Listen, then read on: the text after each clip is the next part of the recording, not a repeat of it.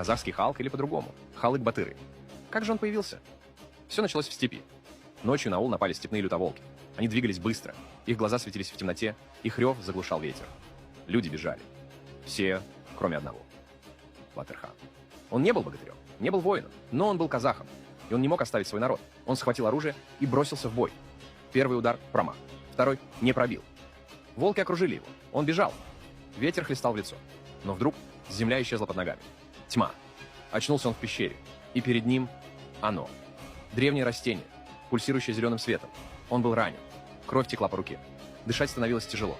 Сил не осталось. И тогда он сделал единственное, что мог. Он сорвал лист и съел его. В тот же миг степь пробудила свою силу. Тело пронзила боль. Вены заполнились огнем. Кровь закипела. Он закричал. А потом тишина. Когда он открыл глаза, мир изменился. Он изменился. Он вышел из пещеры. Кожа зеленая. Сила несоизмеримая. Лютоволки почуяли его и насторожились. Так появился Халык-Батыр.